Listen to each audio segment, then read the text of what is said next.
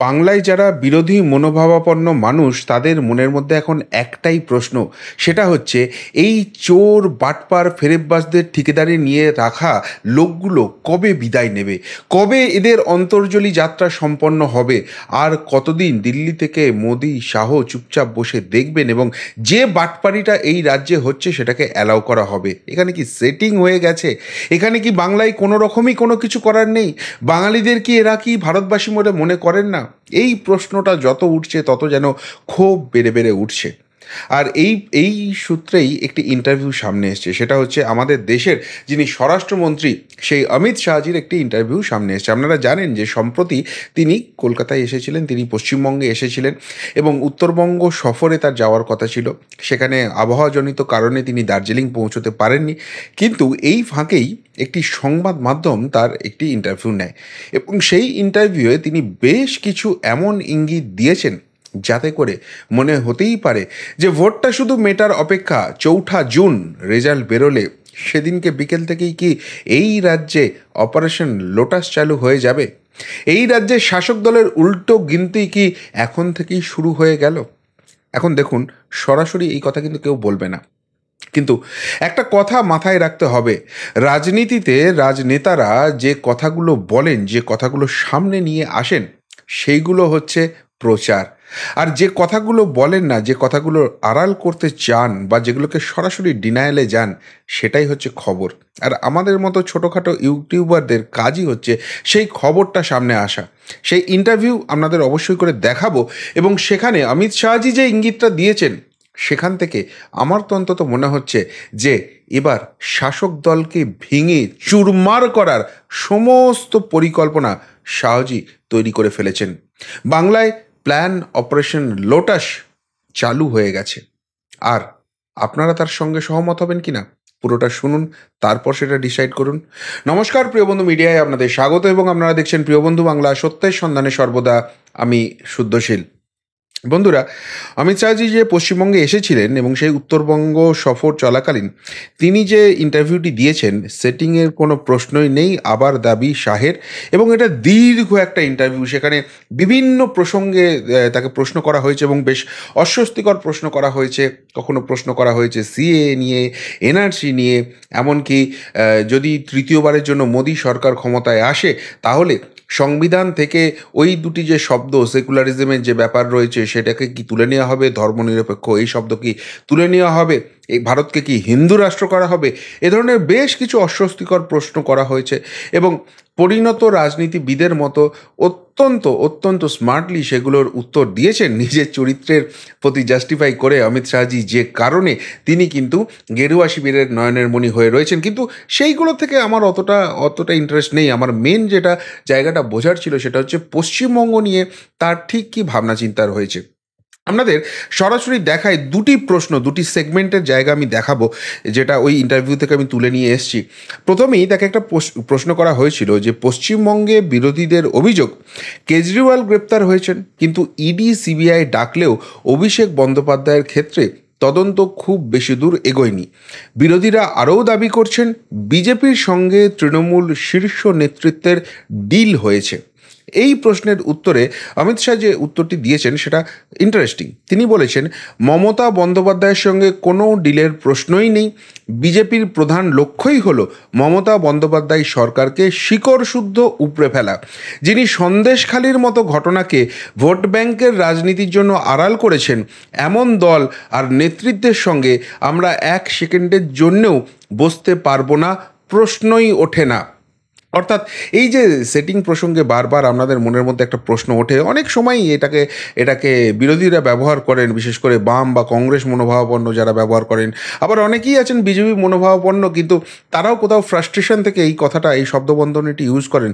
তার উত্তর দিয়েছেন। এবার আপনারা বলবেন যে এতে তো কোনো জাস্টিফিকেশন হলো না, উল্টে যদি সেই সূত্রটাই ধরি যেটা মুখে বলেন সেটা খবর নয়, যেটা আড়াল করার চেষ্টা করেন সেটাই খবর, তাহলে মমতা বন্দ্যোপাধ্যায়ের সঙ্গে কোনো ডিলের প্রশ্নই নেই এই কথা বলে যিনি শুরু করেছেন, তার মানে তো তিনি মমতা বন্দ্যোপাধ্যায়ের সঙ্গে ডিল করে ফেলেছেন? একদমই না।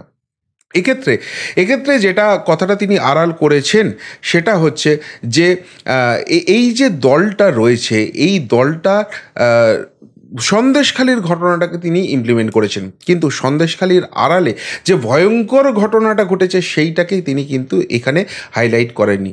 কি ঘটেছে সন্দেশখালির আড়ালে? সন্দেশখালির আড়ালে মানব পাচার হয়েছে, অর্থাৎ একদিক থেকে এই ভারতবাসী যারা রয়েছেন সেই তরুণ তাদেরকে কিন্তু বিদেশে পাচার করা হয়েছে, তাদেরকে কাউকে দেহ ব্যবসার কাজে লাগানো হয়েছে, কারো রঙ্গ পাচার হয়েছে। আবার রোহিঙ্গা বা এই ধরনের ভয়ঙ্কর জায়গা থেকে কিন্তু ভারতবর্ষে তাদেরকে অনুপ্রবেশ করানো হয়েছে, এবং সেই রোহিঙ্গাদের একটা অংশকে যেরকম ভোট ব্যাংক হিসেবে ব্যবহার করা হয়েছে, ভোটের গুন্ডামি মস্তামি করতে ব্যবহার করা হয়েছে, পাশাপাশি তাদের একটা বড় অংশেরও অঙ্গ পাচার হয়েছে। এর পাশাপাশি এখানে মাদক পাচার রয়েছে এবং অস্ত্র পাচার রয়েছে। এতগুলো যে সেগমেন্ট রয়েছে, প্রত্যেকটা ক্ষেত্রেই কিন্তু জাতীয় নিরপেক্ষতা, আমাদের দেশের যে আভ্যন্তরীণ সুরক্ষা, সেটা কিন্তু প্রশ্নচিহ্নের মুখে রয়েছে।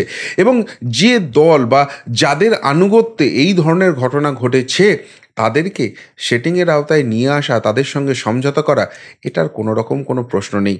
এই কথাটাই বোধহয় অনুচ্চারিত থেকেছে। এবার যেটা সবথেকে ইন্টারেস্টিং সেগমেন্ট, সেইটা আপনাদের দেখাবো, যেটা নিয়ে এই প্রতিবেদনটা আমি করতে বসেছি। সেখানে বেশ কিছু প্রশ্নের পর এবার দুটো প্রশ্ন পরপর করা হয়েছিল। সেখানে ইঙ্গিতটা দেখুন একবার।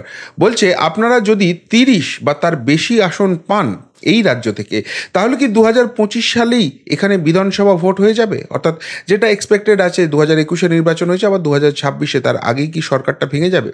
সেখানে অমিত শাহজির অ্যান্সারটা হচ্ছে, আমরা কখনো এমন কিছু বলিনি, আমরা সরকার ফেলে দেওয়ায় বিশ্বাস করি না, আমরা চেষ্টা করব বিধানসভা ভোট যেন সময়ে হয়। তবে, খুব ইন্টারেস্টিং, তবে যদি তৃণমূল ভেঙে যায় তাহলে আমরা কিছুই করতে পারবো না। এবার প্রশ্নটা হচ্ছে, তাহলে কি তৃণমূলকে ভাঙার কোনো পরিকল্পনা আছে আপনাদের?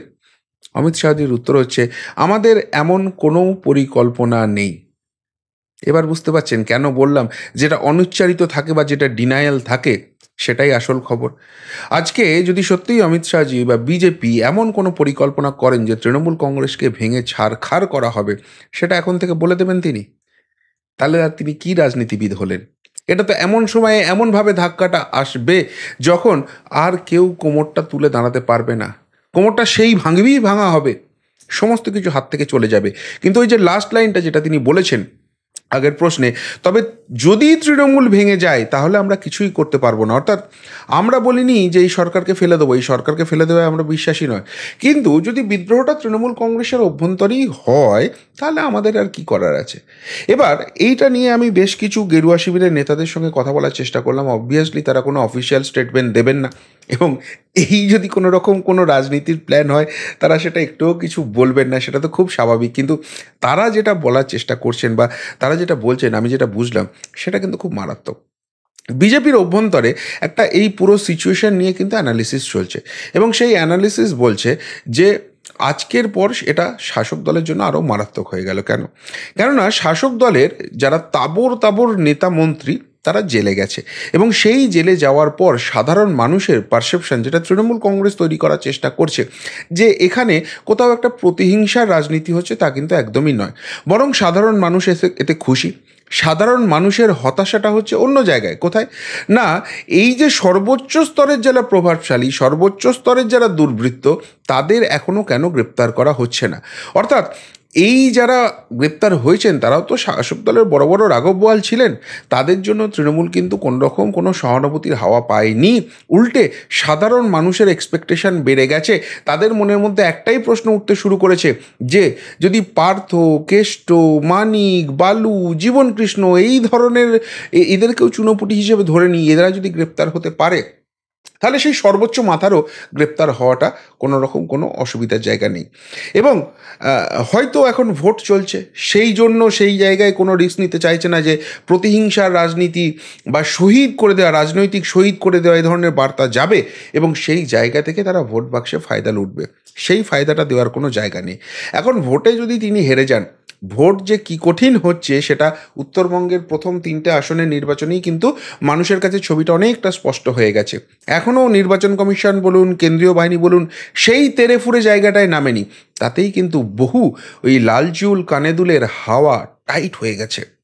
আর আস্তে আস্তে নির্বাচনটা যত গড়াবে, আস্তে আস্তে নির্বাচনটা যত এগোবে, সেই জিনিসটা কিন্তু আরও টাইট হবে। তাতে করে খোকাবাবু এমনিতেই হেরে যেতে পারেন। যদি হেরে যান, তারপর তো আর কোনো রাজনৈতিক প্রতিহিংসার গল্প নেই, এমনিই পটাশ করে ভেতরে ঢুকে যাবে। আর যদি সে জিতেও যান, তারপরেও যে জায়গাটা হবে, আদালত যেভাবে এগোচ্ছে এবং পুরো জিনিসটা যেভাবে ঘিরছে, সেই জায়গা থেকে ওই গ্রেপ্তারই আটকাবে না, ভোটের পর সেটা হবেই। এবং স্বয়ং প্রধানমন্ত্রী সেই ইঙ্গিতটা দিয়ে রেখেছেন যে এইবারে 4 জুনের পর রেজাল্ট বেরোনোর পর তিনি কিন্তু আরও বেশি অ্যাগ্রেশনে জানাবেন এবং এই কেন্দ্রীয় তদন্তকারী সংস্থার হাত আরও বেশি করে খুলে দেওয়া হবে। তার জন্য যা যা জায়গা করার দরকার আছে, যেভাবে তাদের প্রোটেকশন দেওয়ার দরকার আছে, সেটা তিনি করবেন। এবার এই জায়গাটায় যদি ওই খোকাবাবু চলে যায়, তাহলে কিন্তু এই দলটা এমনিতেই নড়বড় করতে শুরু করবে। একে নির্বাচনের রেজাল্ট খারাপ হয়েছে, যদি লোকসভার আমরা যে প্রি পোলগুলো হয়েছে, ওপিনিয়ন পোলগুলো হয়েছে, তা সেটাকেই যদি একটা বেশ ধরে এগোই, তাহলে বেশ খারাপ ফলাফল হতে চলেছে এই শাসক দলের। এবং সেই জায়গা থেকে যদি কোনো দাপুটের নেতা চলে যায়, তাহলে কিন্তু দলটা ধরে রাখা যাবে না। এবং আজকের যে রায়টা হয়েছে, সেখানে কিন্তু আদালত একটা মারাত্মক নির্দেশ দিয়েছে। সেটা হচ্ছে এই যে কনস্পিরেসিটা হয়েছে, এই যে সুপার নিউমেরিক পোস্টটা হয়ে চোরগুলোকে বাঁচাবার যে চেষ্টা করেছে, সেই কনস্পিরেসিতে যারা যারা যুক্ত ছিল, এই অন্যায়টার সঙ্গে যারা যারা যুক্ত ছিল, তাদেরকে সিবিআই হেফাজতে নিয়ে তারা কিন্তু জেরা করতে পারে। এবং সেই জায়গা থেকে একদম সর্বোচ্চ যে মাথা, যে মক্ষী রানী একদম পিন পয়েন্টে বসে আছে, তারও গ্রেপ্তারি হওয়াটা কিন্তু এখন আর আশ্চর্যের জায়গা নয়। আর সেই সেই যদি ঘটনা ঘটে, সেই সর্বোচ্চ 2 মাথা যদি শেষ পর্যন্ত জেলে যায়, এই দলটার আর কিছু থাকবে? ছিন্ন ভিন্ন হয়ে যাবে। কে রাজা হবে, কে প্রজা হবে, কে মন্ত্রী হবে, সব কিছু নিয়ে মারপিট এমনিই লাগবে। ডামাডোল এমন জায়গায় থাকবে যে এই দলটা পুরো ভেঙে চুরে শেষ হয়ে যাবে। আর সেই জায়গা থেকে তাহলে অপশান আর কিছুই থাকবে না, নতুন করে নির্বাচনী জায়গায় যেতে হবে। আর সেই জায়গাটা বিজেপি কিন্তু ইনিশিয়েট করবে না।